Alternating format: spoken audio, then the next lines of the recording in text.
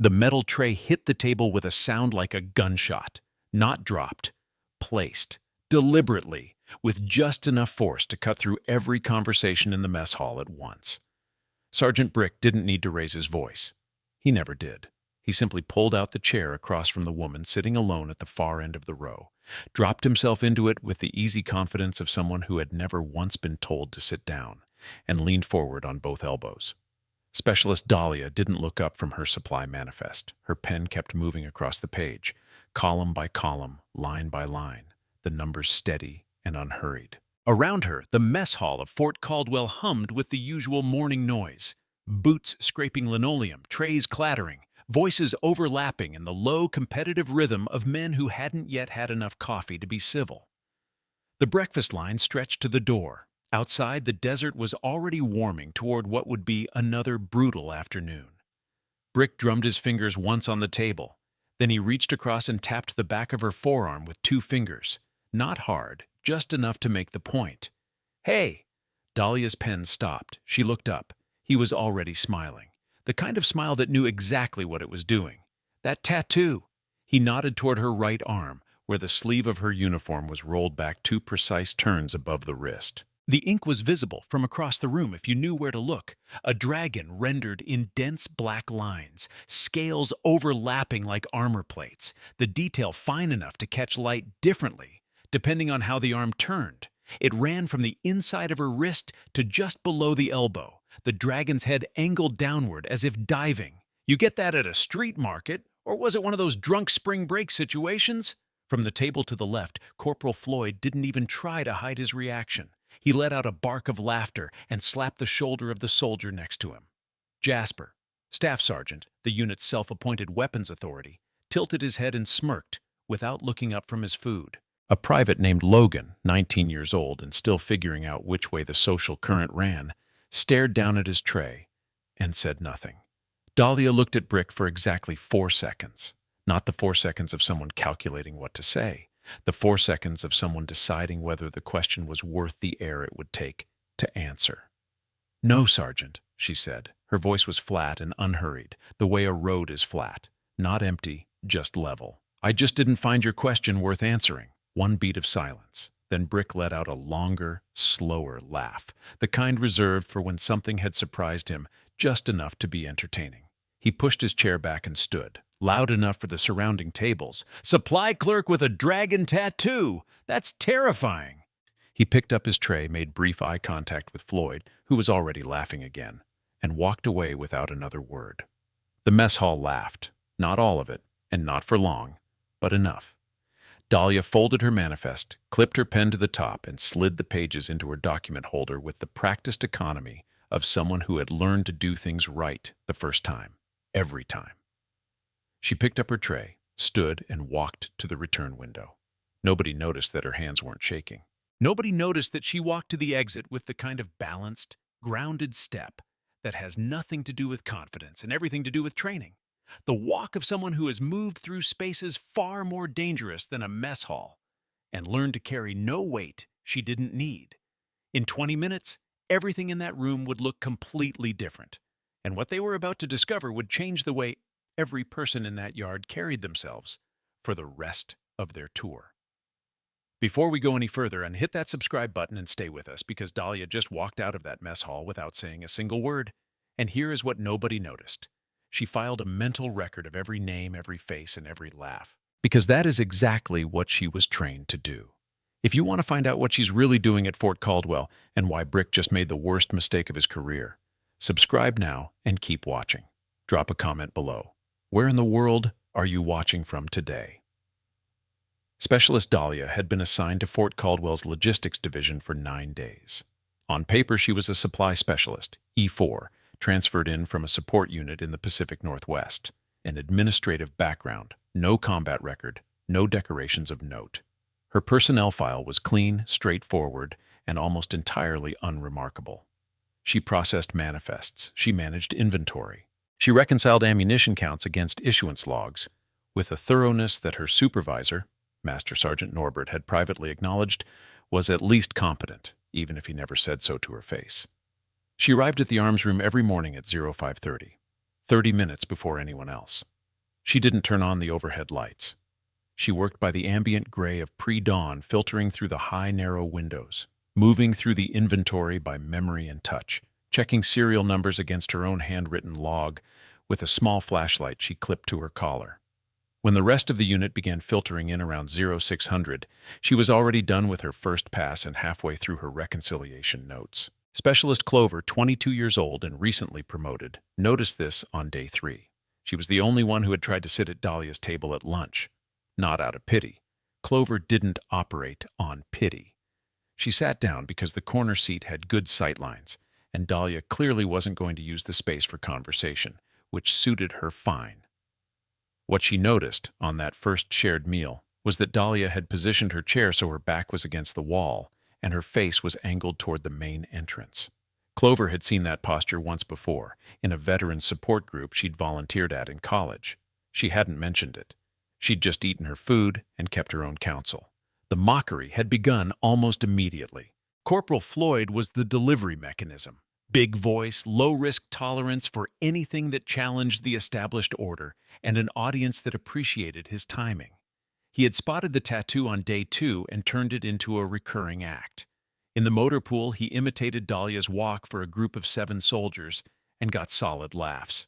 In the common area, he made a production of stepping around her as if she were something fragile. At morning formation, he stood just close enough that his comments would carry without being formally addressed as insubordination. Dahlia absorbed all of it. She didn't flinch, didn't fire back, didn't report it. She watched Floyd with the same quiet, cataloging attention she gave to everything else. The kind of attention that doesn't announce itself. Staff Sergeant Jasper ran the unit's weapons qualification program and considered himself the definitive authority on anything that fired a round or required assembly. He was technically proficient, genuinely experienced, and constitutionally incapable of letting a moment of potential superiority pass without remarking on it. On Dahlia's 4th day, he cornered her at the arms room desk with the conversational approach of a teacher addressing a student who had wandered into the wrong classroom. "You know the difference between the M4 and the M4A1? Magazine capacity and firing mode, Sergeant." She didn't look up from her log.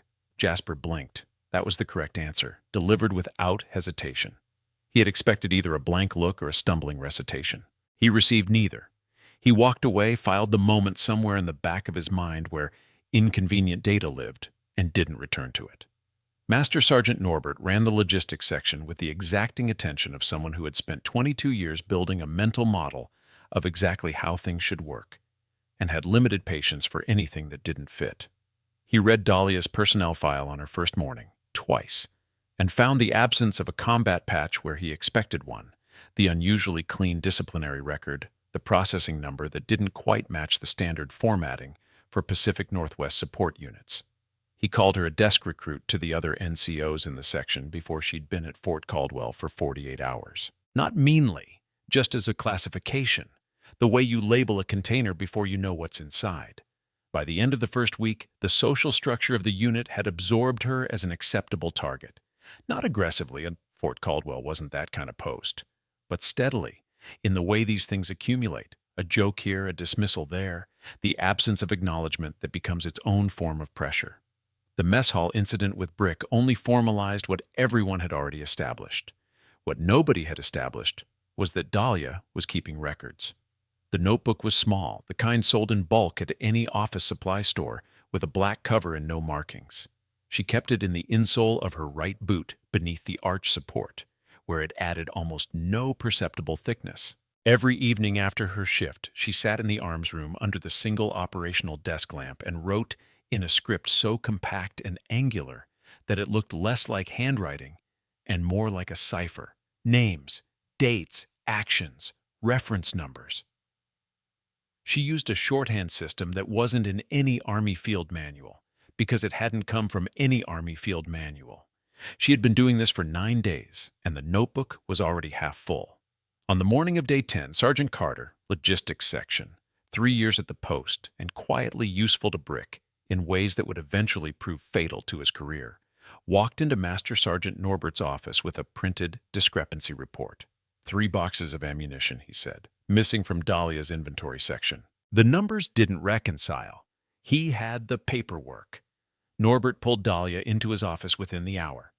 He sat behind his desk with the careful neutrality of a man conducting an investigation he already believed he knew the outcome of, and he laid Carter's report in front of her. Dahlia looked at it for approximately 5 seconds. Then she recited from memory the serial number of each missing box, the date each had been logged into inventory, the name and rank of the receiving soldier who had signed for them, and the timestamp on the original intake form, which she noted differed by 12 minutes from the timestamp on Carter's discrepancy report, suggesting the discrepancy had been generated after the fact rather than discovered through normal audit. Norbert checked her figures against the master record. Every number was correct. Carter's report fell apart in under 3 minutes. He dismissed Carter without a word. He looked at Dahlia for a long moment, long enough that the silence became its own kind of question. Then he said, "Dismissed," and returned to his desk. He did not apologize. He did not acknowledge what had just happened, but he sat with it afterward, turning it over in the private space behind his expression, the way a man turns over something that doesn't quite fit the shape of the hole he expected it to fill. Sergeant First Class Blake had been at Fort Caldwell for 11 months, with a transfer order sitting on his desk that would move him to a joint base in the Southwest in 3 weeks. He was the type of soldier who had survived a long career primarily by watching things very carefully and saying very little, a quality that had kept him out of trouble on 4 deployments and made him a moderately useful observer in any unit he passed through.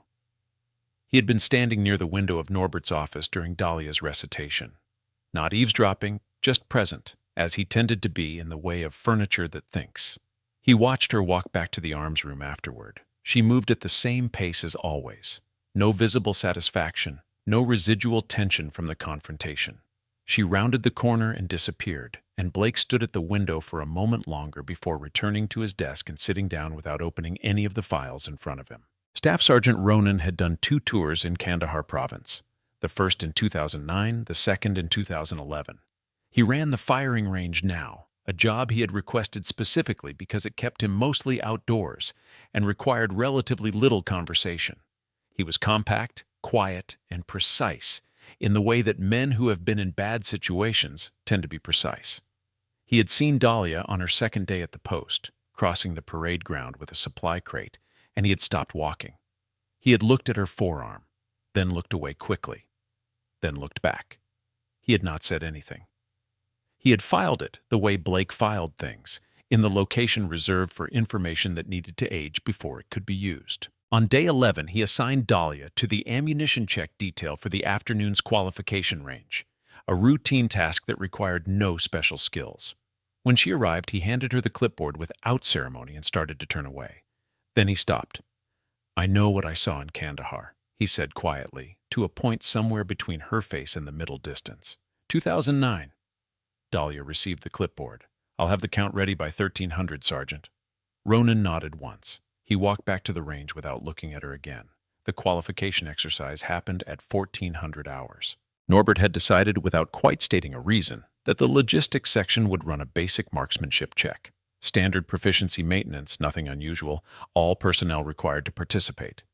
Jasper had organized the rotation and positioned himself third in the order, which allowed him to establish a baseline score before anyone else shot. He grouped 8 of 10 rounds within acceptable parameters at 200 meters and accepted the results with the modest satisfaction of a man who had never been seriously challenged. Dahlia shot last. She took her position without adjusting the rifle's zero, without requesting a different lane, without any of the small preparatory rituals that shooters use to settle themselves. She fired 10 rounds, slow and deliberate, at 300 meters. When the target came back, all 10 holes were within the central ring, not scattered around it. Within it, the grouping tight enough that from a distance it looked like a single, large-caliber impact rather than 10 separate shots. Logan made a sound that wasn't quite a word. Floyd said nothing. Jasper looked at the target for a long time. Then he looked at Dahlia, who had already set the rifle down and was signing the range log with the same unhurried efficiency she applied to every form she touched. She didn't look up. She didn't make eye contact with Jasper or Floyd or anyone else. She handed the log back to Ronan, said, "Thank you, Sergeant," and walked off the range. The silence she left behind had a different quality than the silence before. It wasn't comfortable. It was the silence of people who are revising something they thought they understood. That evening, Captain Iris, the post's senior medical officer, a careful and observant woman who had been practicing military medicine for 11 years and had learned to read bodies the way other people read weather, found Dahlia in the supply corridor after a wire restraint in the storage room had opened a cut along the side of her right hand. The cut was minor and clean, but regulations required documentation, and Iris had been nearby. She cleaned the wound without speaking, because Iris understood that talking when silence was more appropriate was a form of rudeness. She applied the bandage in the efficient, minimal style of someone who had dressed wounds under worse conditions than a supply hallway. It was the scar on the interior of Dahlia's forearm, just proximal to the wrist, that stopped her hands for a fraction of a second. Old scar tissue, the color of old ivory, shaped in a pattern that Iris had seen twice before in her career. Once at Fallujah in 2006, once in Kandahar in 2010. It was the signature of a ballistic fragment removal, the kind that happened when a fragment was close enough to important structures that the extraction required opening the arm rather than going in small. "What unit were you in before this?" Iris asked, her eyes still on the bandage. "Logistics support, Captain." Iris smoothed the last piece of tape and looked at Dahlia's face. Dahlia looked back at her, not challengingly, just steadily, the way a door is steady when it is solidly hung. "Of course," Iris said. She capped the antiseptic and replaced it in her kit, and she did not ask anything else. But she thought about it for a long time afterward, in the particular private register that experienced professionals use for things they can't yet explain. 2 days later, Blake sat down at a terminal in the administrative section after the rest of the staff had gone to dinner. He entered Dahlia's name and service number into the personnel database. Standard access, nothing he wouldn't have done for any soldier he was curious about. The record came back immediately. Support specialist, unremarkable service history, no combat deployments, transferred from a Pacific Northwest logistics unit. He stared at it. Then he entered her service number through the Joint Service Verification System. The system paused. Then it returned a single line of text. Access restricted. Level 4 clearance required. For record retrieval. Blake looked at that line for a very long time. A supply specialist, E4, with a Level 4 access restriction on her personnel file. He had seen that exactly once before, in 2009 at Fort Bragg. A soldier whose cover assignment had been created by an intelligence support unit to allow operational placement without triggering standard records requests. He closed the terminal, put on his cover, and walked to the window overlooking the parade ground. Dahlia was crossing the yard below, a clipboard in one arm, walking toward the arms room for her evening inventory. He watched her until she disappeared through the door. Then he went to find Iris. It was Clover, unexpectedly, who began to push back first. Floyd had made a comment in the corridor outside the arms room, something about Dahlia's marksmanship score being a statistical anomaly, a lucky grouping, the kind of thing that happens once and never repeats, delivered to a small audience of 2 privates who were uncertain enough in their own social position to laugh along. Clover had been coming around the corner with a stack of supply forms when she heard it. She stopped. She looked at Floyd. "Can you field strip an M4 with your eyes closed?" Her voice was perfectly level. Floyd turned. "What?" "The woman you're talking about. She did it in 47 seconds with a blindfold. I watched." Clover adjusted the stack of forms against her forearm. "I'm asking if you can match that." Floyd's expression went through several changes in quick succession. Surprise, irritation, the calculation of whether this was worth pursuing. He decided it wasn't. He walked away without answering. The 2 privates didn't laugh. Clover filed her forms and said nothing more about it. But that night she thought about the way Dahlia had moved on the range. Not the shooting itself, but the approach to the firing position. The way she had checked her lane with a particular kind of systematic sweep that Clover had seen illustrated in a manual once. A manual that had not been part of any logistics training curriculum she had encountered. And then there was the matter of Brick. He had escalated steadily since the mess hall incident.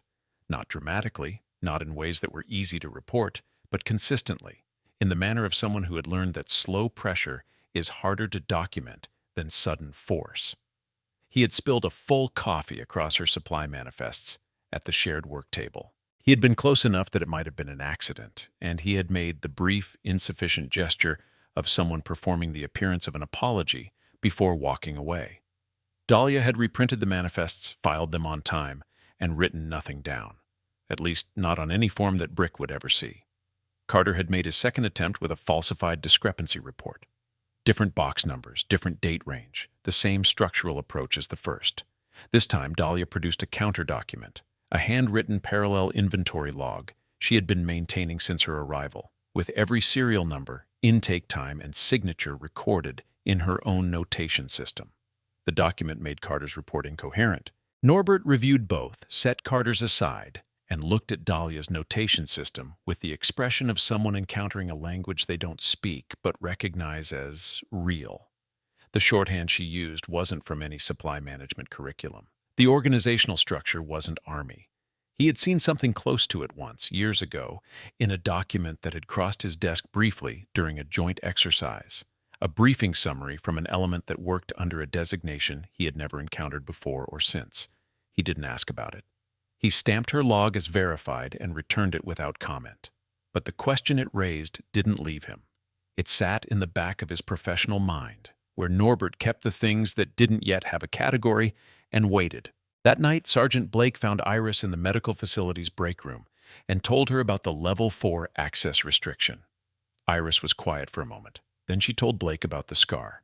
They sat with both pieces of information in the shared silence of two people who have independently arrived at the edge of the same conclusion and are being careful about whether to step over it. "I saw that kind of scar twice," Iris said finally. "Fallujah and Kandahar." Blake nodded slowly. "Kandahar, Tahar." 2009. That's when the record restriction period starts. They didn't say anything else, but when Blake left the break room, he didn't go to his quarters. He went back to the administrative terminal and submitted a query through a secondary joint database, one that required his own service number as authorization. The query returned nothing usable, but the system logged that the query had been submitted, which meant that somewhere, on a network that Blake had no visibility into, a flag had been raised. The next morning, a petty officer first class named Fletcher arrived at Fort Caldwell with a standard inter-service liaison paperwork package. He was compact and unremarkable in the way of someone who had worked very hard to be unremarkable.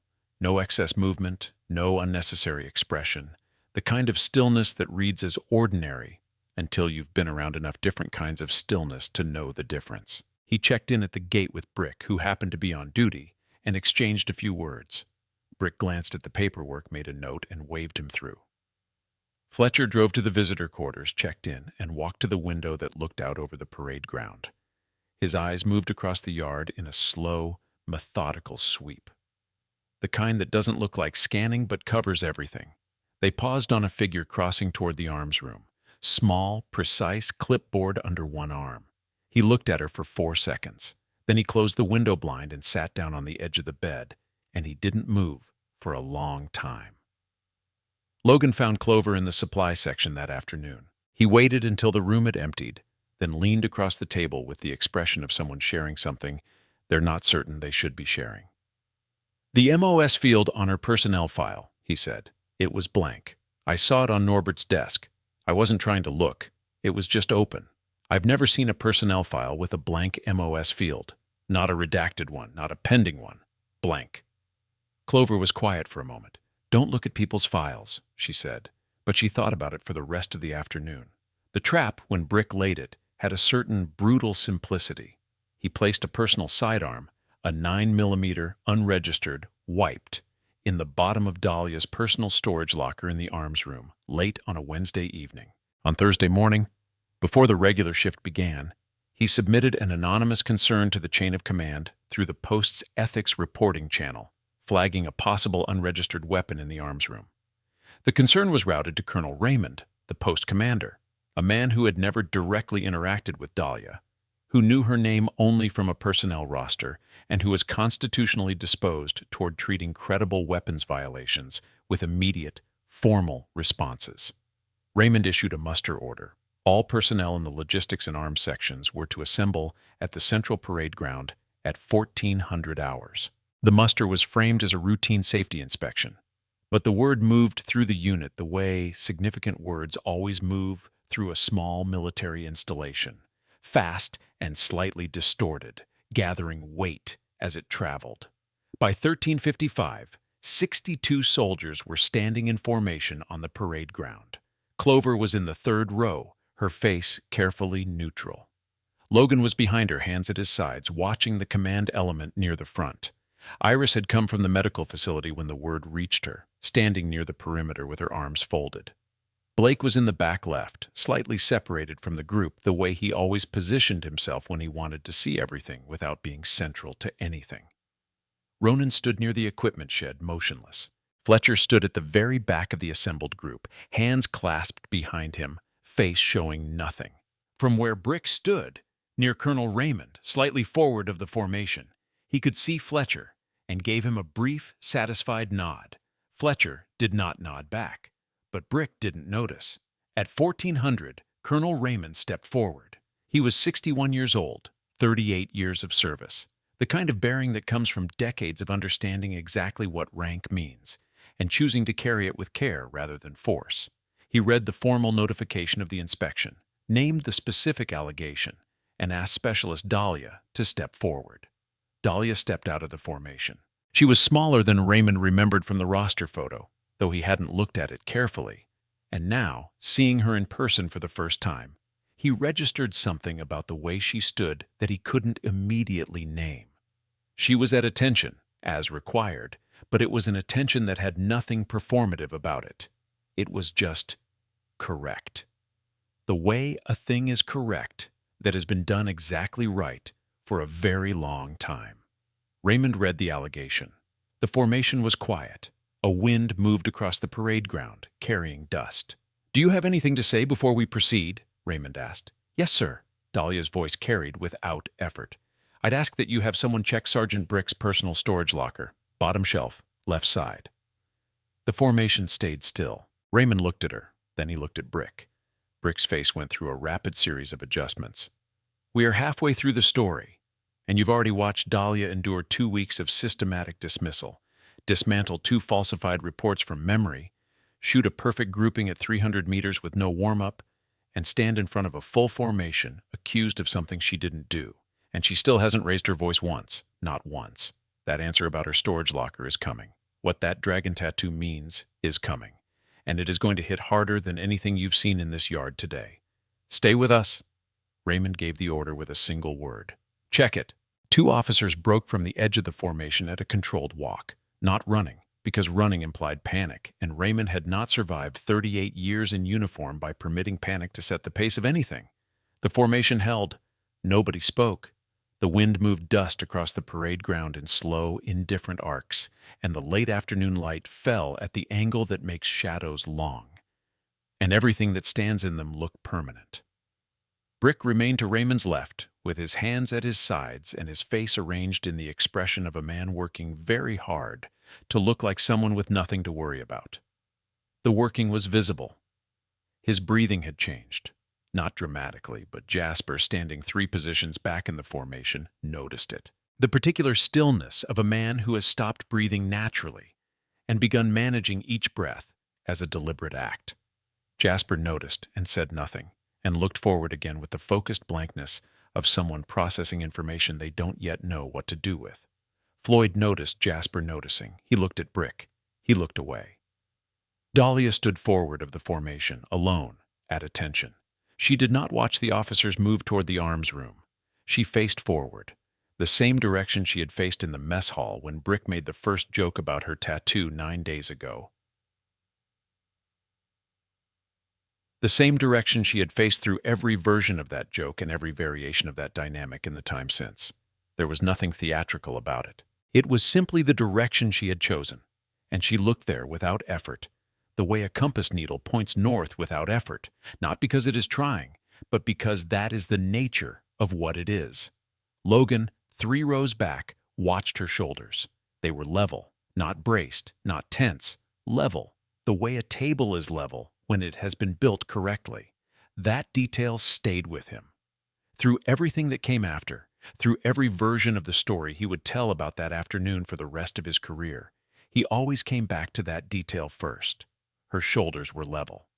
The officers returned in 4 minutes. The first carried an evidence bag. Inside it, a 9mm sidearm personal model, not military issue. the kind of weapon that has no legitimate reason to be in a military arms storage facility. The second officer carried a second bag. Inside it, a USB drive, small and black and completely ordinary looking, the kind that sits in a drawer in any office in the country and is unremarkable in every setting except this one. They brought both to Raymond. He looked at the first bag, then the second. The line of his jaw shifted by approximately 2 millimeters, which was, for Raymond, the equivalent of a significant visible reaction. He looked at Brick. The sound Brick made was not a word. It was the space before a word, the intake of breath that precedes language when the language hasn't formed yet because the mind is still catching up to what the body already understands, has gone wrong. "That's not," he began. "Sergeant." Raymond's voice was quiet. The quietness was the most significant thing about it. The quietness of a man who no longer needs volume to establish the weight of what he is saying. "Step out of formation." Brick stepped forward. His face had passed through the mask of performed calm and arrived somewhere beneath it, the rapid, visible restructuring of a plan losing its foundation, strut by strut in real time. Raymond turned back to Dahlia. "Specialist, you knew this was there." "Yes, sir." "How long?" "Since the morning after it was placed, sir." A pause. The formation stayed absolutely still. "And why didn't you report it immediately?" "Because a report without documentation would have been my word against his, sir." Her voice carried to every person in the yard without being raised. "The USB drive in Sergeant Brick's locker contains communication records, encrypted, time-stamped, cross-referenced against external contacts going back 47 weeks. The chain of documentation is complete and independently verifiable. A premature report would have given him the opportunity to alter or eliminate it." She paused for exactly one beat. "I have been building that documentation since day 3, sir." The silence that came after this was different from the silence before it. It was the silence of 62 people simultaneously revising something they thought they understood, and the revision happening all at once, and the resulting stillness being not comfortable, but necessary. The stillness of recalibration. Raymond looked at Dahlia for a long time. He had been reading people for 4 decades, and he was genuinely good at it.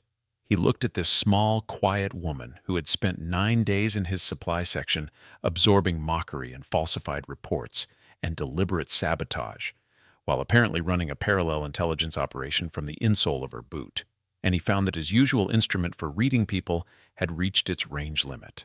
Not because she was concealing something from him, because whatever she was operating from existed at a depth his calibration had not been built to reach. "Take Sergeant Brick to the processing center," he said to the 2 officers. "Secure the evidence, no outside communications until I authorize them." Brick's hands were zip-tied efficiently, without drama, and he was walked off the parade ground. He passed Floyd, who looked at his boots. He passed Jasper, who looked at the middle distance. He passed Carter, who had gone the color of concrete left too long in weather. He passed Logan, who watched him with the expression of a person recalculating a large number and finding the answer was not what the equation had promised. Brick looked at none of them. He looked at the ground 3 feet ahead of his boots, and he walked, and the gate at the far end of the yard closed behind him with a sound that was entirely ordinary and entirely final. It was Ronan who moved first. He came out from the equipment shed, not called, not ordered, simply moving as though it were the only natural thing remaining to do, which was how he made most of his significant decisions. He walked to Dahlia and stopped in front of her. He came to full attention. His right hand came up to the brim of his cover in a salute that was precise and deliberate and completely genuine. The salute of a man who has been waiting to render it for a long time and intends to do it correctly. He held it. From the back of the formation, Logan said, barely above a breath, to no one in particular, "Who is she?" Nobody answered, but the answer was already in motion, rising toward the surface the way pressure eventually finds a way through. Fletcher walked forward from the back of the formation. He moved through the assembled soldiers with the unhurried, singular purpose of a man who has been waiting in position long enough and has now chosen to stop waiting. The crowd opened for him without quite understanding why. Something in the quality of his movement created that parting, the way a current in water makes a visible line on the surface even before you understand what is generating it below. He stopped beside Ronan. He reached up with his left hand and pushed his sleeve to the elbow. The tattoo on his forearm was the same dragon, the same dense black lines, the same scale pattern, each plate overlapping the next with the painstaking detail of something rendered by someone who understood what it represented and was not willing to render it quickly. The same head angled downward, the same mouth closed around the same broken sword. Around the dragon's neck, in the same compact serif numerals, 0711 kilo. Below the dragon's underbelly, in the same blue-black ink that lived on Dahlia's arm, 4 words. Ghost River, 4 walked out. The same 4 words, the same ink, the same irreducible weight. Fletcher came to attention and raised his right hand in a salute. Jasper, standing 6 positions back, made a sound that was not a word and not a breath, and was not something he had made before. His hand went involuntarily to his own forearm, a checking gesture, confirming the absence of something he had never had, and was only now beginning to understand the significance of not having. Floyd had gone completely still. He was looking at Fletcher's tattoo with the expression of a man who has just been handed a map and discovered it is a map of a country he did not know existed, which means every map he has been using until this moment has been a map of something else entirely. Raymond looked at the number on Fletcher's arm, 0711 kilo, and something moved through his face. Brief, internal, the kind of event that does not reach the surface but reorganizes what is beneath it. He had seen that designation once before, 2 years ago in a secure room, on a single page of a post-operational summary filed under a compartmented access program with a name he had not been cleared to know. The page had listed 4 survivors identified only by designation. No names, no photographs, no ranks. He had read it, returned it to the person who had handed it to him, and walked out of the secure room believing he would never encounter any part of that document again. He looked at Dahlia. Colonel Raymond stepped down from the command platform. He walked across the parade ground, 12 steps, neither fast nor slow, and stopped 1 meter in front of Specialist Dahlia. He drew himself to his full height, squared his shoulders, and brought his right hand up to the brim of his cover in a salute that was formal and correct and unmistakably genuine. Not the salute of a commander acknowledging a subordinate, but the salute of an officer recognizing service that has exceeded what rank can measure. He held it. Blake, standing in the back left corner of the formation, raised his hand without making a conscious decision about it. The hand simply rose, the way a hand rises when it knows what it should be doing before the mind catches up. Iris, at the perimeter, pressed her palm flat against her sternum for 1 beat before straightening to full attention and bringing her hand up. Logan's hand went up before he fully understood why, which was, in its own way, the most honest salute on the parade ground that afternoon. Then it moved through the formation, not by order, not by signal, but by the same transmission that moves any genuine thing through a group of people who are paying attention and have not lost the capacity to respond to what is real. Ronan was already holding his. Fletcher was already holding his. The corporal from the motor pool who had laughed at Floyd's imitation in the corridor raised his hand with the particular expression of someone paying a debt they did not know they owed. 3 soldiers from the second row, a specialist from the communications section. One by one, until the entire formation was at attention, hands raised, in a silence that was not empty, but full. Full of the specific weight of recognition given freely, without compulsion, to someone who had not asked for it and would not have asked for it. Dahlia looked at the formation, not with triumph, not with the surface satisfaction of a reversal, with the same level, steady quality that had been the first thing anyone noticed about her and the last thing any of them had understood. She looked at 62 people holding a salute that nobody had ordered, and she raised her right hand. Her sleeve fell back.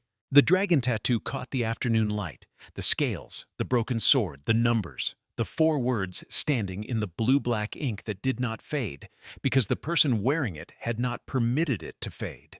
She held the salute for exactly as long as it deserved. Then she lowered her hand. Raymond lowered his. The parade ground stayed quiet.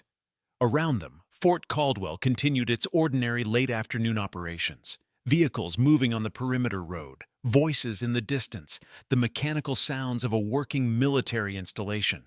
None of it touched the particular stillness in the center of the yard. We are at the final stage, and what is coming will not just resolve everything you have watched build across this story. It will leave you with questions that have no easy answers. Stay with us.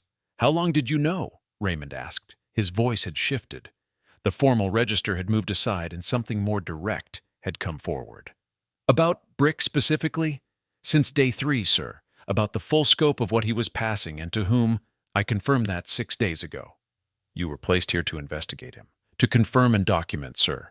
The investigation had already identified the unit. My placement was to close the chain of evidence before the subject could be moved or the communication channel altered. Raymond processed this. Who authorized your placement? I'm not in a position to discuss that at this clearance level, sir. The relevant command elements have been notified. You'll receive a formal briefing through appropriate channels within 48 hours. The phrase moved through the formation, the way a current moves through water. Subtle, but felt by every person it passed through. Appropriate channels spoken by an E4 logistics specialist to a full colonel in front of 62 witnesses meant something very specific. It meant that whatever clearance Raymond held, the authorization chain above Dahlia's operation went somewhere he could not see from where he was standing. And Raymond, who had spent 38 years learning exactly where the edges of his visibility lay, understood precisely what that meant. It was Norbert who stepped forward next. He walked from the formation without being called, the second person to do so voluntarily, after Ronan. He stopped in front of Dahlia, and he did something that everyone present would retain with precision, because it was the kind of moment that resists forgetting. He nodded. Slow, deliberate. Lower than a professional nod, lower than the nod between equals, lower than anything that could be mistaken for a routine acknowledgement. It was the nod of a man settling a debt that he is only now fully calculating the size of. It was the closest Norbert had come to an apology in 11 years of command authority, and every person in the formation understood exactly what it was. Raymond dismissed the formation. The soldiers dispersed, not with the usual energy of a group released from attention, but slowly, in small clusters, moving the way people move when they are leaving a place where something permanent has happened, and they are trying to carry it carefully. The conversations that started were low and careful. Nobody laughed, nobody performed anything. Floyd walked with his head down, not as performance, but as process, working through something that was going to take longer than an afternoon to resolve. Jasper walked alone, which was not his usual mode of movement. He was the kind of man who organized himself around being observed, and walking without audience through a dispersing crowd was its own form of exposure. He didn't look at anyone. Carter had already been escorted to the processing center before the last soldiers cleared the yard. He would not return to Fort Caldwell. Logan caught up with Clover at the edge of the parade ground. They fell into step without planning to. I thought Fletcher was messaging Brick, Logan said. When he arrived and they nodded at each other at the gate, I thought he was the connection. He was messaging Colonel Raymond, Clover said. I think he has been in contact with Raymond since the day he arrived, probably before. Logan was quiet for a moment. So the whole thing was already finished, Clover said. What we watched today was the last 10 minutes of something that started months ago. We were the location, not the operation. They separated at the intersection of the administrative block and the supply corridor, and Logan walked toward his quarters with the specific sensation of having stood very close to something large, and only now, from a slight distance, beginning to understand its actual dimensions. Iris found Dahlia in the arms room 40 minutes after the formation dispersed. The overhead lights were off, the space lit by the single desk lamp. Dahlia was at the inventory desk with the black notebook open, her pen moving in the angular, compressed script that was not from any military manual. Iris set a folded piece of paper on the edge of the desk. What is this? Dahlia said without looking up. Trauma counseling contacts. Not because I think you need direction toward it, because I think you know when you need it, and having the information available is different from not having it. Iris paused at the door. The scar on your forearm, Fallujah pattern in the location, but the depth and angle suggest the Kandahar timeline is the relevant one. You have a good eye, Dahlia said. I have a long memory, Iris said. She left. Dahlia looked at the folded paper. She placed it carefully in the front pocket of the notebook and returned to writing. Blake went to Raymond an hour later. He knocked, entered, and stood across the desk with the bearing of a man who has chosen his words before he arrived.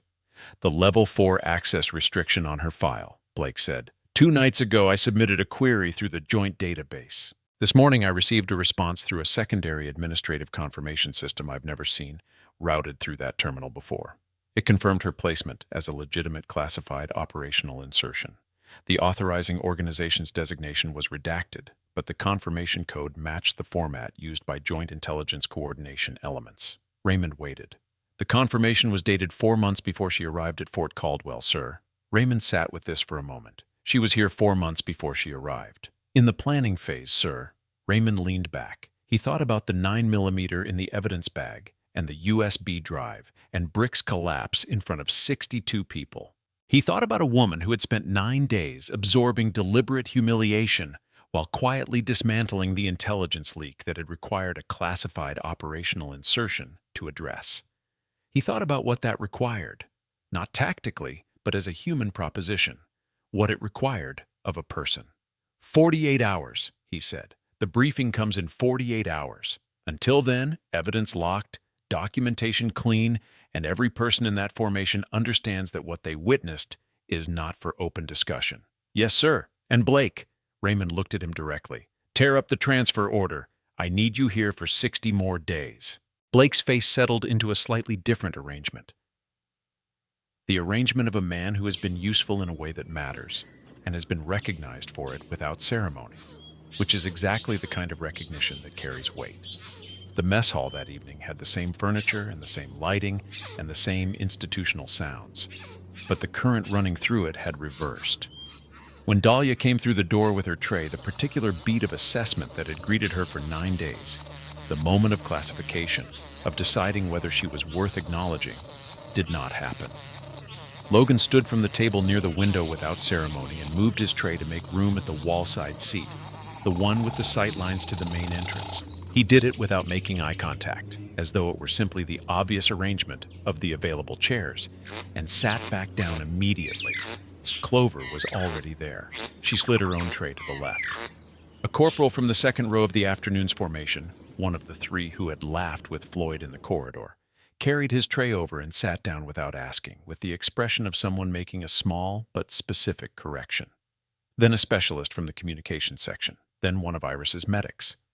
Dahlia set her tray down. She sat with her back to the wall and her face toward the entrance and ate her food, and nobody at the table tried to make her be anything other than what she was, which was exactly what she needed. At the far end of the room, Floyd sat alone with his food and his thoughts and the particular gravity of a man beginning to understand that the version of himself he has been performing is not the version he wants to still be operating, as in a year. It was not a comfortable understanding, and it did not resolve that evening, but it started there.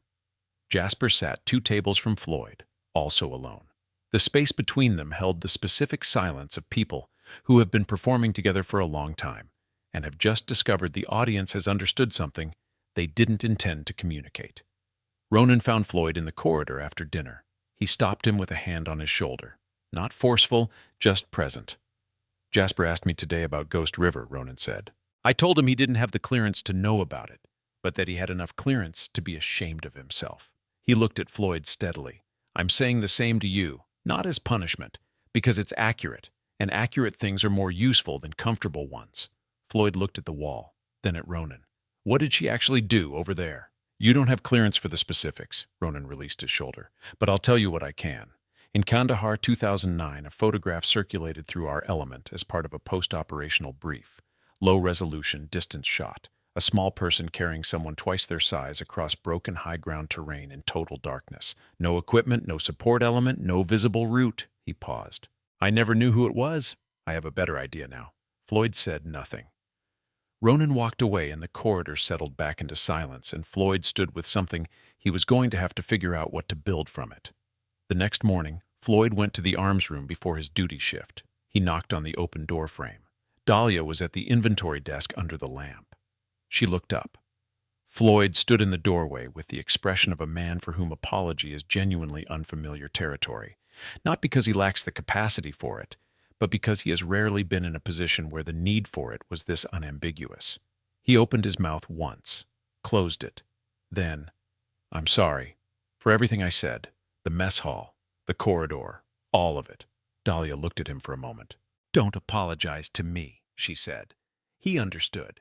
He nodded once and walked away, and 20 minutes later he was standing outside Clover's duty station, and Clover looked at him and said, "I accept it," and returned to her paperwork.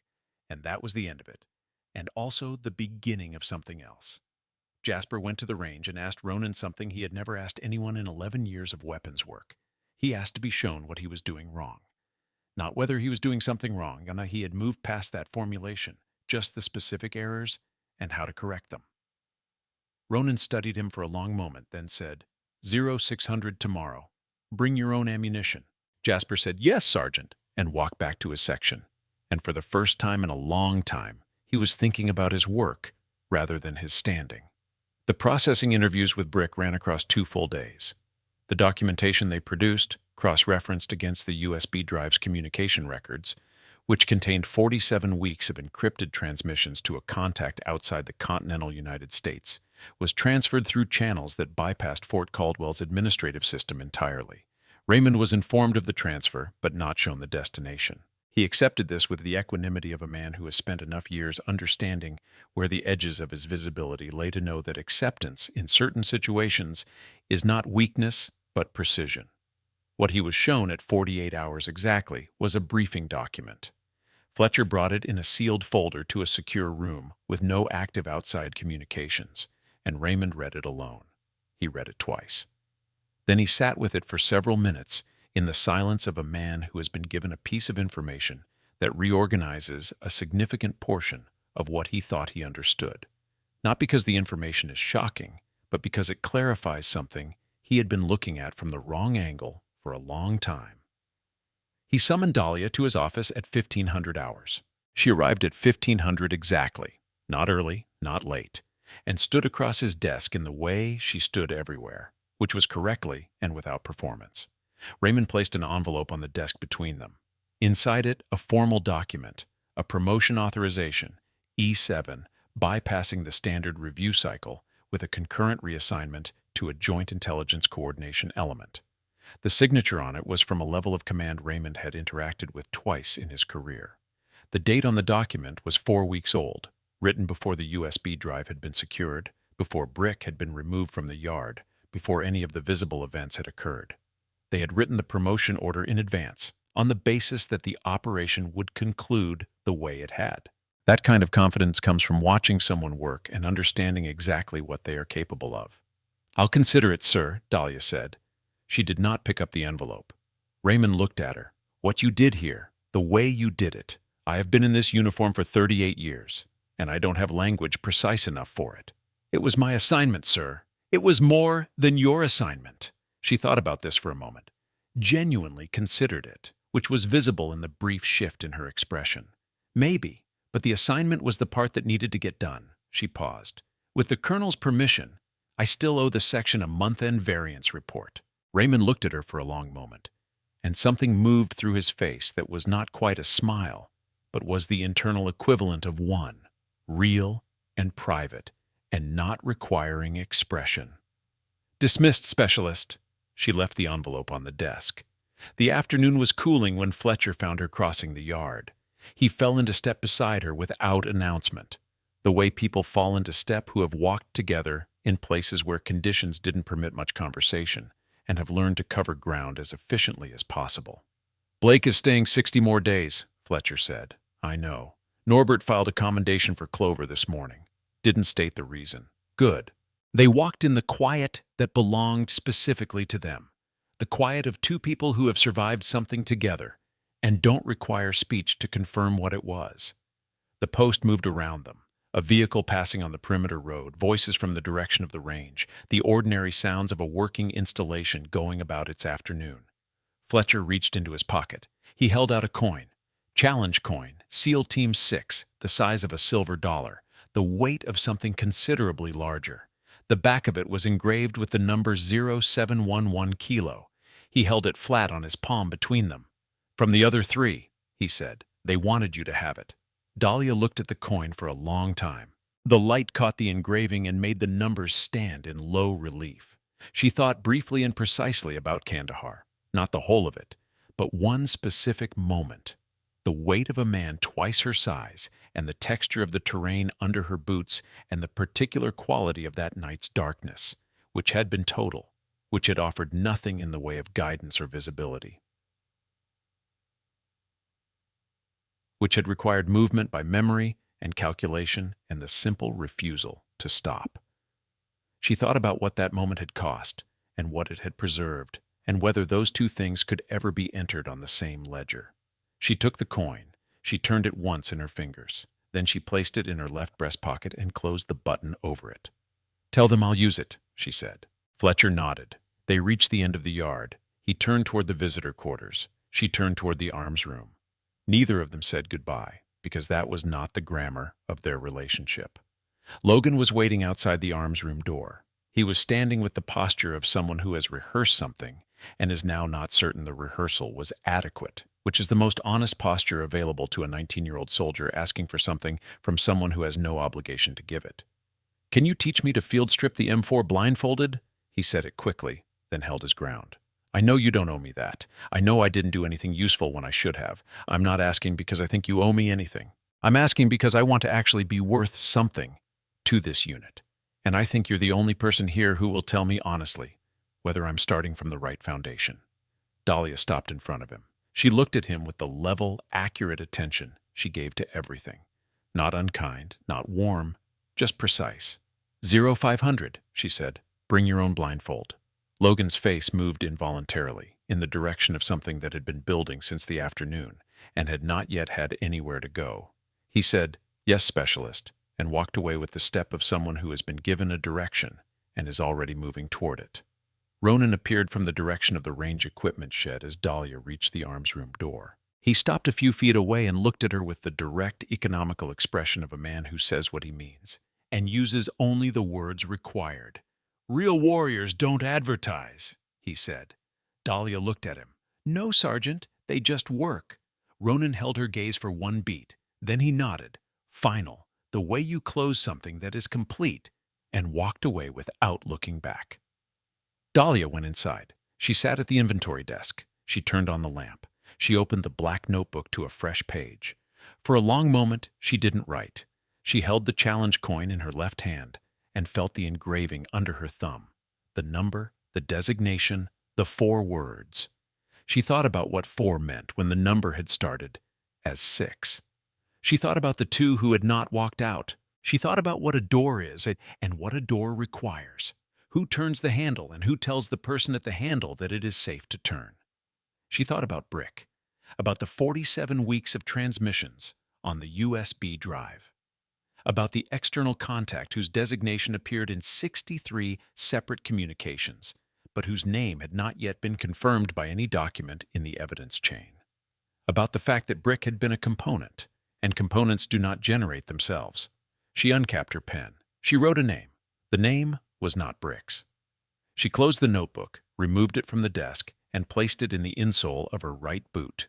Then she turned back to the variance report and worked through it column by column, with the thoroughness she applied to every document she touched, and the arms room was quiet and ordered and lit by a single lamp, and the work proceeded at the pace the work required. Outside, the post settled into its evening operations. The mess hall completed its dinner service. The common rooms filled and gradually emptied. The guard rotation changed at 2100, and the new guard began his circuit of the perimeter road with a flashlight making slow arcs through the dark. Clover passed the arms room corridor on her way back from the common room at 2220 and saw the light under the door. She stopped. She stood in the dark corridor with the thin strip of amber at her feet and thought about the woman on the other side of it, about everything she had witnessed in 9 days that she had not fully understood until today, and about the things she had understood but had no framework for until today, and about the photograph she had given Dahlia that afternoon. She had taken it on day 3 with a disposable camera she kept in her bag for no reason she could articulate, just a habit of preserving things before they changed. Dahlia at the corner table, back to the wall, face toward the entrance, lit by the overhead in amber and shadow, alone in a room full of people who had decided not to see her. She had printed it at the post exchange and carried it for 6 days before giving it to Dahlia after the formation, with the vague explanation about capturing things before they changed. And Dahlia had looked at it, really looked, with the full attention she gave to everything, and said, "Before what?" And Clover had said, "Before everything changes." Standing now in the corridor, Clover thought about the blank MOS field on the personnel file that Logan had described. She thought about the way Dahlia had said 0500 to Logan without hesitating. The immediate, decisive quality of it. The quality of someone who has been teaching people since before Logan was old enough to enlist. She thought about the name that might be written in a notebook that no one else was ever going to read, and about the vehicle that had been parked outside the post gate since 2100, and about what came next. She didn't knock. Whatever was in motion on the other side of that door was already in motion, and the most useful contribution she could make was to not interrupt it. She walked back to her quarters through the quiet of the post at night, passing the motor pool and the range access road and the gate where the guard was completing his circuit.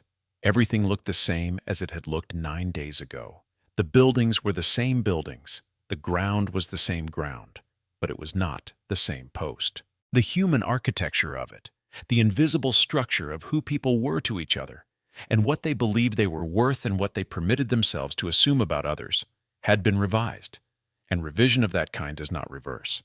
The building stands, the walls stay up, but the load-bearing assumptions have been replaced, and the structure holds differently afterward, differently and better, if the revision was done correctly. In his quarters, Fletcher sat on the edge of his bed in the dark. His phone was in his hand. He had sent the status message 40 minutes ago.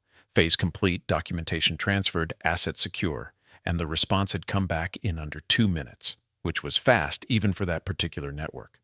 Next engagement window, 3 weeks.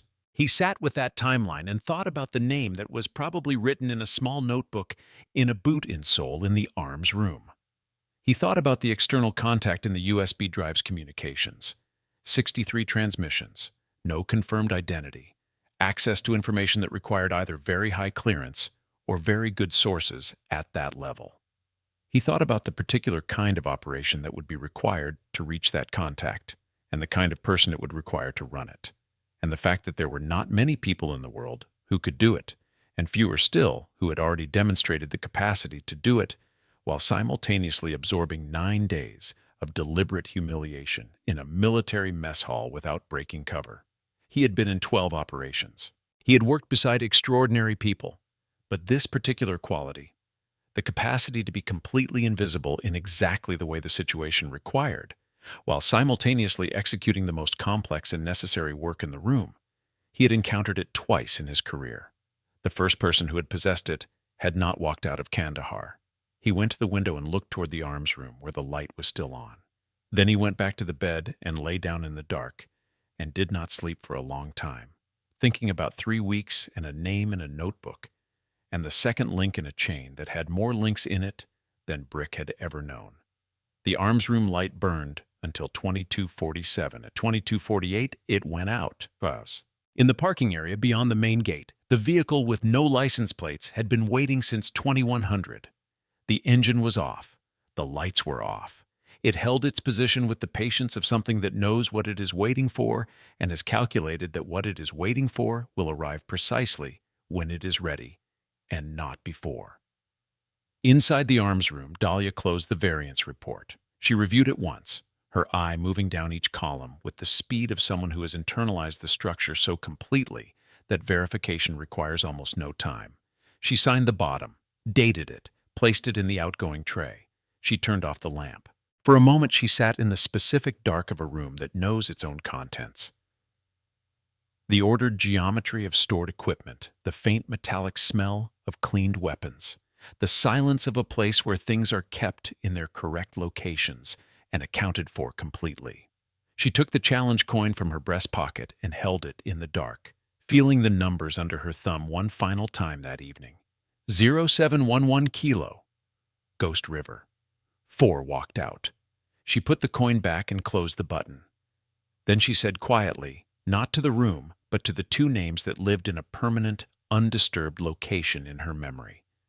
The 2 names that had not appeared in any post-operational summary and would not appear in the documentation chain she had just closed. 4 walked out, Time to find out who opened the door.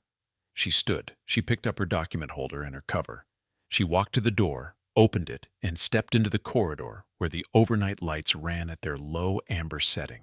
Steady, economical, the light of a place that never fully rests.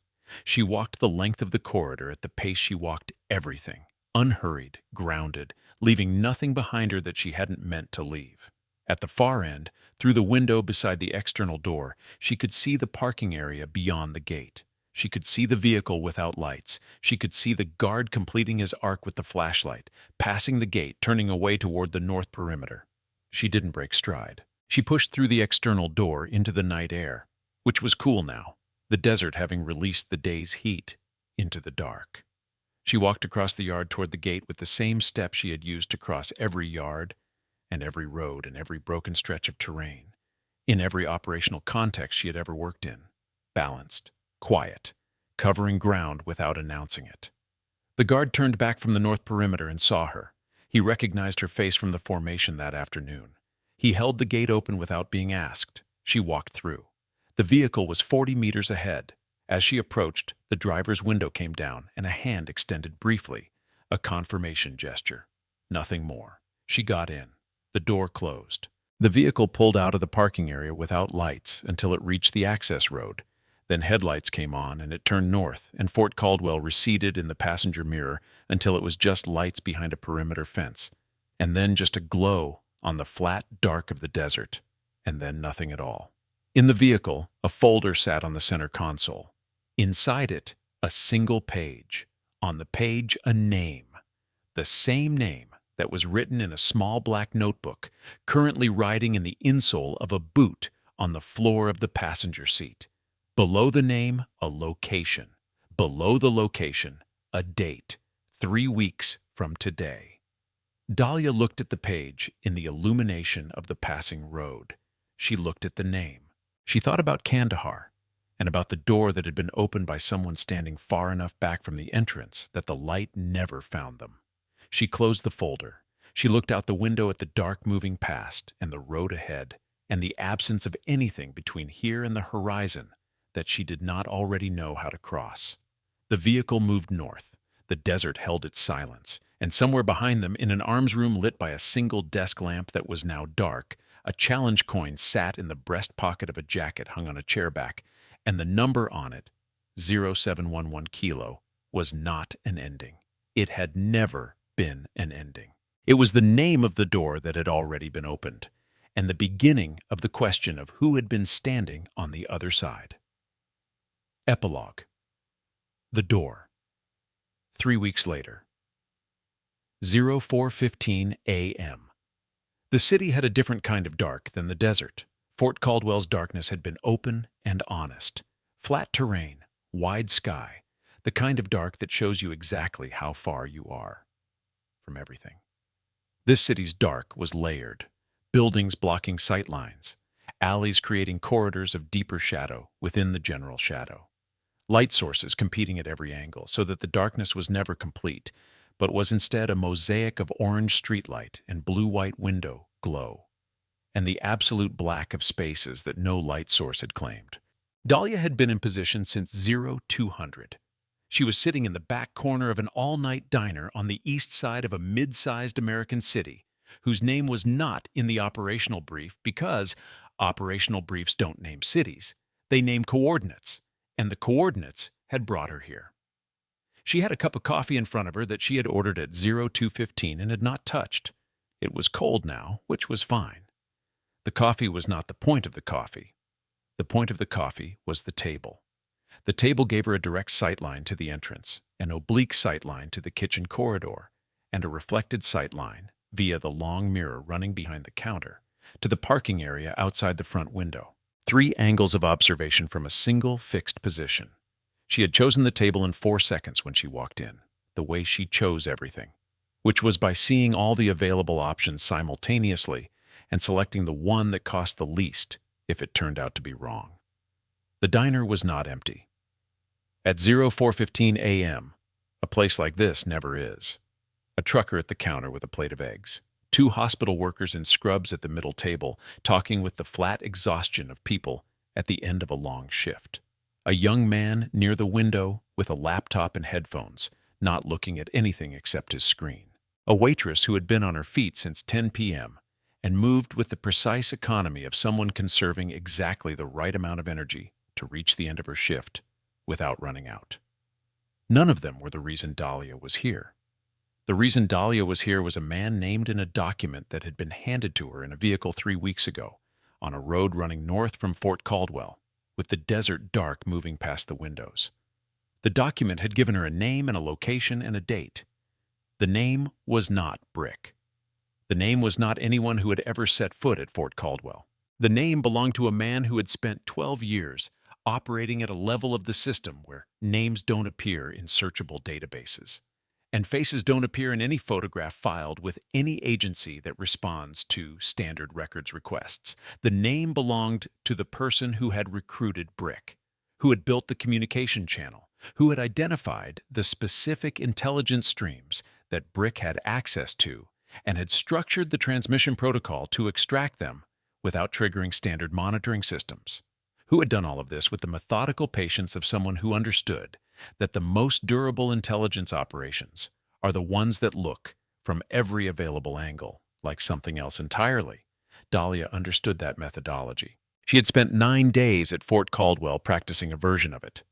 At 04:22 a.m., a car pulled into the parking area outside the front window.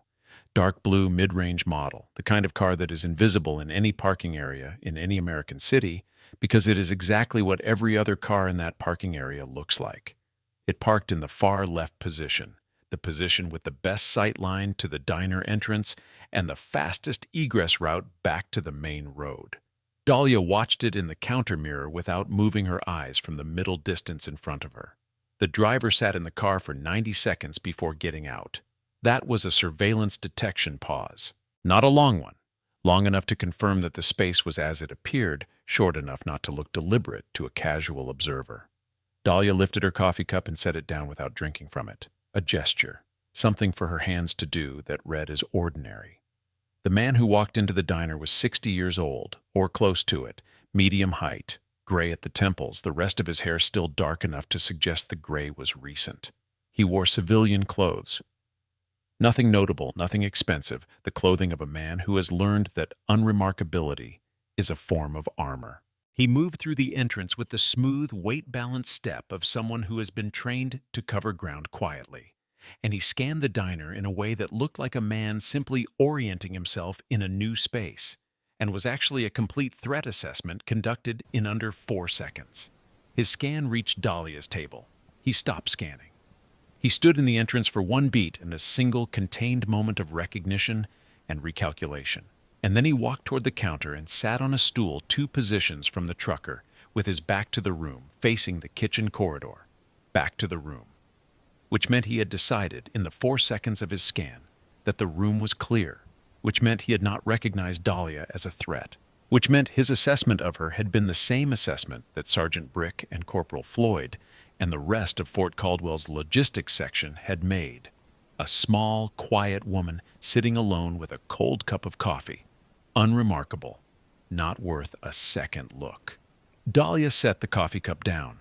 She thought about Brick standing in the mess hall saying supply clerk with a dragon tattoo, with the confidence of someone who believed that what he could see was the complete picture. She thought about how long that particular assumption had been working against the people who made it. She reached into the inside pocket of her jacket and removed a small device, the size and shape of a thumb drive, matte black, nothing written on it. She held it in her right hand below the table out of sight of every angle of the diner except the one directly above her, which was the ceiling, which was not watching. The device contained a program that would, when activated within range of a specific type of encrypted communication device, create a 40-second window during which the device's transmission log would be accessible to a secondary receiver. 40 seconds was enough. The operational brief had specified that the man at the counter would, within the first 5 minutes of any meeting with a contact, confirm receipt of the most recent transmission package through a brief, low-bandwidth handshake signal. A protocol so brief and compressed that standard monitoring systems read it as background noise. He was not here to meet Dahlia. He was here to meet someone else. At 04:31 a.m., the front door opened again. The person who walked in was a woman, late 40s, tall, dark coat, the purposeful walk of someone who knows where they are going. She went directly to the counter and sat 2 positions from the man, one stool between them. She ordered coffee from the waitress without looking at the menu, and when the coffee arrived, she wrapped both hands around the cup and looked at the surface of it. Neither of them looked at the other. To every person in the diner, they were 2 strangers who happened to arrive at the same counter at the same early hour. The trucker was absorbed in his eggs. The hospital workers were discussing something about a shift schedule. The young man with the laptop had not moved his eyes from his screen. Dahlia activated the device. 04:32 a.m. 40 seconds, she counted. The woman at the counter shifted her left hand slightly, a movement so small it was invisible unless you were watching for it, and Dahlia was watching for it because the operational brief had described exactly this gesture. The left thumb pressing briefly against the inside of the index finger, a motor habit the subject had developed over years of activating a specific type of control surface, a habit she was probably not aware she still had. 28 seconds. The man at the counter raised his coffee cup, set it down. A pause of approximately 3 seconds, the standard interval in the transmission protocol between the handshake signal and the confirmation receipt. 14 seconds. The device in Dahlia's hand registered a vibration. Brief, single pulse. Confirmation of successful capture. 04:33 a.m. She placed the device back in her inside pocket. She picked up her coffee cup, drank from it, cold, bitter, completely unpleasant, and set it back down. She did not look at the counter. She looked at the middle distance in front of her with the level, steady quality that had characterized every moment of her time at Fort Caldwell, and every moment before Fort Caldwell, and every moment she could honestly account for in the years of her operational life. She thought about what she had just captured. 40 seconds of transmission log, the secondary receiver, a system that did not exist in any standard technical manual, would, within the next 4 hours, decode the log and produce a communication record. That record would contain, among other things, the identity of the external contact on the other end of the 63 transmissions from the USB drive found in Brick's locker. The contact who was 2 steps above Brick in a chain that the operational brief estimated contained between 4 and 6 nodes, of which Brick had been node 1, and the woman at the counter was node 2, and the man at the counter was node 3. 3 nodes identified. Between 2 and 3 remaining. Dahlia put a $20 bill on the table, more than enough for the cold coffee and the 4 hours of occupying a corner booth in an all-night diner, and stood. She picked up her jacket, her document holder, her cover. She walked to the door with the unhurried, grounded step that covered ground without announcing it. At the door, she paused, not to look back. She had no reason to look back. She had everything she needed from this room, and looking back was not a habit she had cultivated. She paused because the door had a small rectangular window in it, and in the window, at this angle, she could see the reflection of the counter, and in the reflection she could see the man in the gray-templed hair lifting his coffee cup again, with a hand that was, at this proximity and this angle, visible below the sleeve. On the inside of his left forearm, partially covered by his sleeve, was a tattoo. Not a dragon, not the structured, deliberate ink of something rendered with intention and kept with care. This was older, smaller, a number, in the plain block style of a man who had not been celebrating when he got it.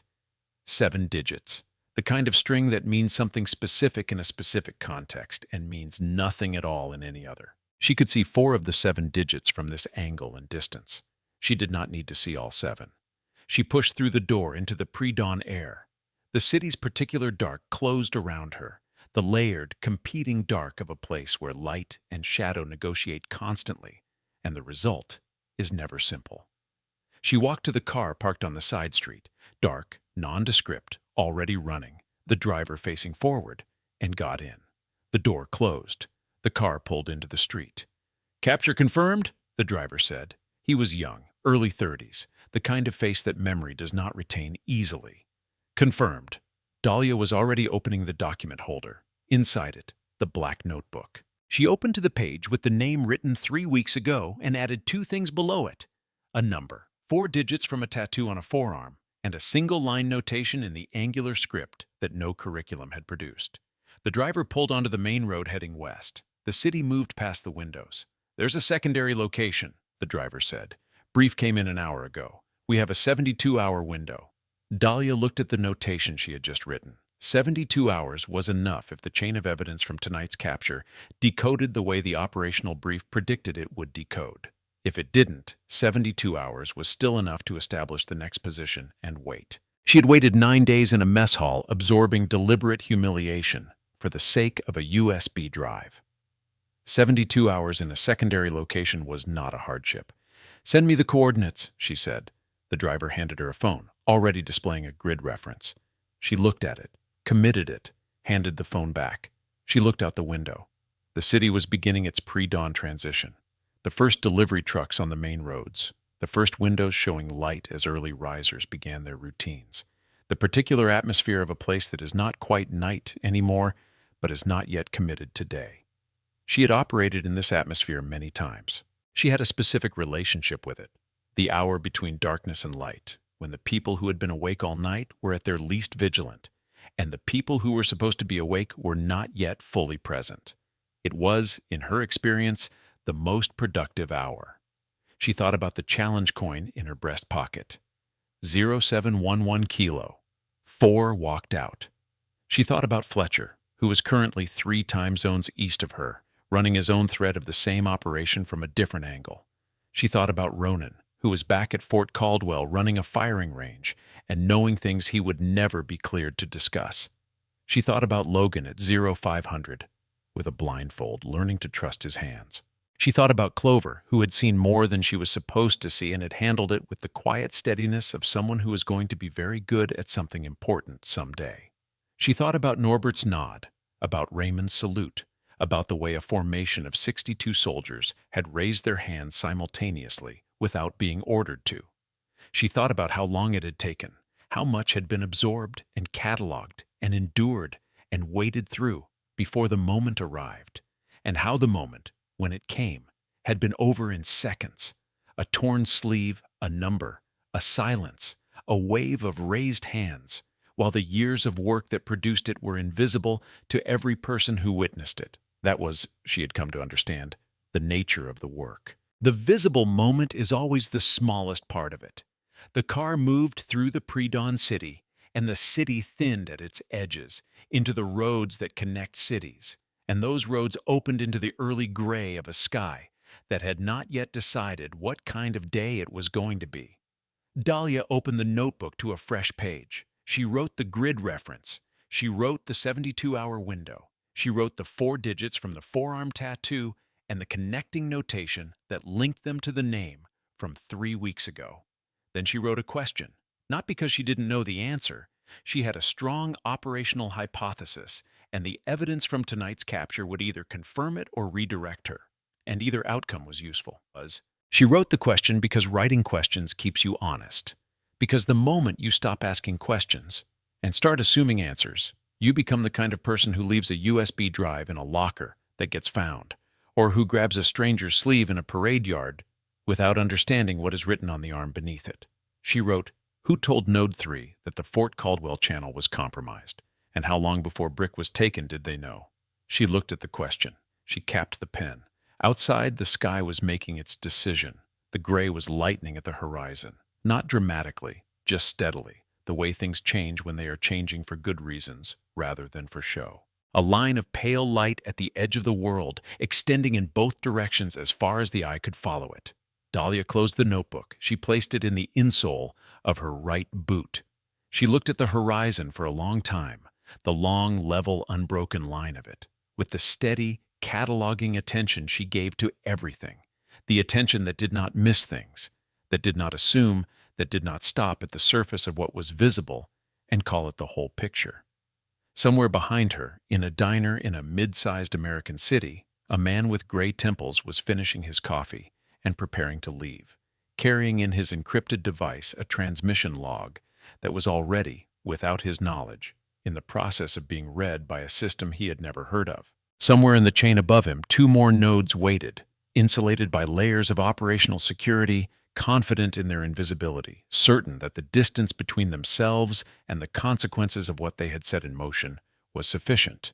They had been certain before. So had Brick. So had Floyd, in his smaller way. So had Carter. Certainty, Dahlia had observed across 14 years of operational work, is almost always a form of incomplete information. The car drove on. The horizon held its light. The notebook held its name. And somewhere in the chain, the long, patient, carefully constructed chain that had started with a door opened in a valley in Kandahar in 2009 and had not yet reached its end, the next link was waiting to be found. It would be found. That was not optimism. That was not confidence in any conventional sense. It was simply an accurate assessment of the available resources, the operational timeline, and the nature of the person sitting in the back of a car with a cold cup of diner coffee still faintly on her tongue, and a challenge coin buttoned into her breast pocket, and a name in a notebook. And 72 hours. 72 hours was enough. It had always been enough. It was just a matter of doing the work.